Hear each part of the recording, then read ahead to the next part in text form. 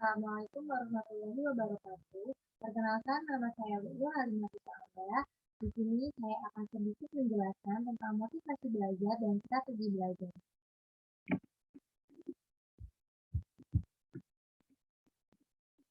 Motivasi belajar adalah kekuatan atau power motivation, daya pendorong atau driving force, atau alat pembangun kesediaan dan keinginan yang kuat dalam diri peserta didik untuk belajar secara aktif, kreatif, inovatif, dan menyenangkan dalam perubahan perilaku, baik dalam aspek kognitif, efektif, maupun psikomotor.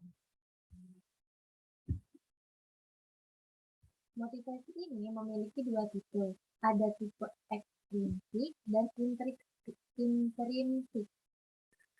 Dalam ekstrinsik, yaitu artinya melakukan sesuatu untuk mendapatkan reward atau menghindari hukuman. Jadi, motivasi belajar seorang siswa atau mahasiswa ini dikarenakan adanya suatu dorongan atau karena mengharapkan reward atau menghindari hukuman tertentu. Untuk intrinsik, yaitu melakukan sesuatu hanya untuk mencapai keinginan diri sendiri dan untuk diri sendiri. Jadi motivasi belajar itu dilakukan dari diri dia sendiri dan untuk dirinya sendiri, seperti untuk menggapai cita-cita atau keinginan dia sendiri. Lalu ada faktor-faktor motivasi belajar. Faktor motivasi belajar ini terbagi menjadi dua, yaitu internal dan eksternal. Untuk faktor internal yaitu kemampuan diri, cita-cita, dan kondisi siswa.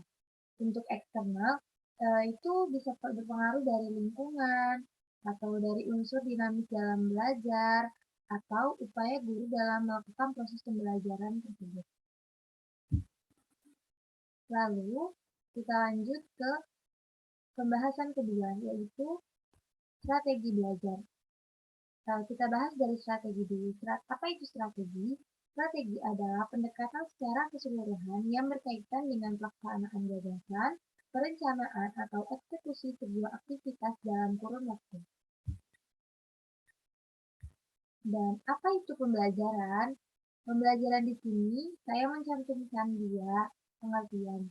Ada dari pasal 1 ayat 12 Undang-Undang Nomor 12 Tahun 2012 menjelaskan pembelajaran adalah proses interaksi antara mahasiswa dengan dosen, antara peserta didik dengan pendidik dan sumber belajar pada suatu lingkungan belajar. Untuk yang kedua, itu dari Zainal Arifin 2009, bahwa pembelajaran adalah suatu proses atau kegiatan yang sistematis, bersifat interaktif dan komunikatif antara dosen dengan mahasiswa di kelas.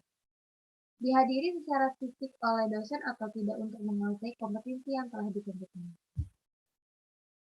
Dan apa itu strategi pembelajaran atau gabungan dari strategi dan pembelajaran? Strategi pembelajaran adalah komponen umum dari suatu rangkaian materi dan prosedur pembelajaran yang akan digunakan secara bersama-sama oleh dosen atau guru dan mahasiswa atau siswa selama proses pembelajaran berlangsung.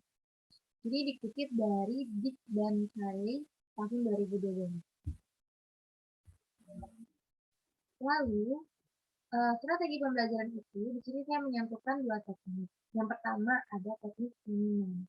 Teknik Kahneman ini menjelaskan bahwa langkah-langkah yang pertama yang harus kita lakukan dalam proses pembelajaran adalah pertama, kita harus memilih materi apa yang ingin kita pelajari, lalu kita catat poin penting dari materi tersebut. Yang kedua, praktek menjelaskan pada orang lain atau bisa juga kita menjelaskan apa yang kita dapat dari materi tersebut dari poin penting yang sudah kita catat sebelumnya. Yang ketiga, ada evaluasi dan pahami kembali yang masih ragu-ragu. Jika ada satu materi dari materi yang kita tulis poinnya tadi, jika masih ada yang belum kita pahami, kita harus terus mempelajarinya supaya keraguan itu tidak menjadi ragu dan kita bisa lebih paham mengenai materi tersebut. Yang kedua ada teknik Pomodoro. Teknik Pomodoro adalah salah satu teknik yang banyak digunakan mungkin oleh kebanyakan orang. Langkah-langkah untuk belajar menggunakan teknik Pomodoro adalah yang pertama, tentukan topik yang dipelajari. Yang kedua, mengatur timer 25 menit.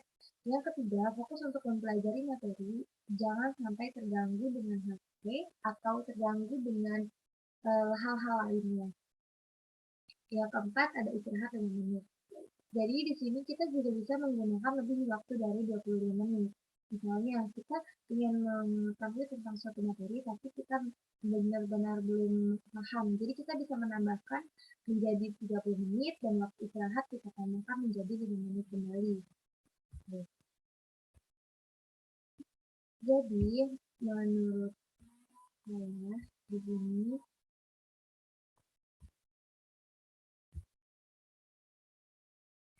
jadi kita banyak orang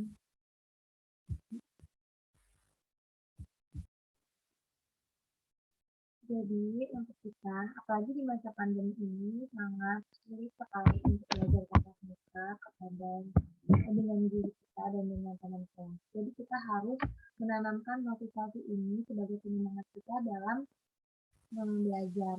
Dan juga jangan lupa untuk kondisikan tempat belajar dan selalu membuat jadwal belajar harian supaya kita tidak lupa dengan materi yang telah disampaikan oleh guru atau dosen kita. Lalu, ketika ada pembelajaran, jangan sampai malu untuk bertanya, karena jika kita malu untuk bertanya, maka kita tidak akan tahu. Dan jangan lupa jaga kesehatan. Terima kasih. Mungkin itu saja yang bisa Lili sampaikan. Kurang lebihnya Lili mohon maaf. Terima kasih. Wassalamualaikum warahmatullahi wabarakatuh.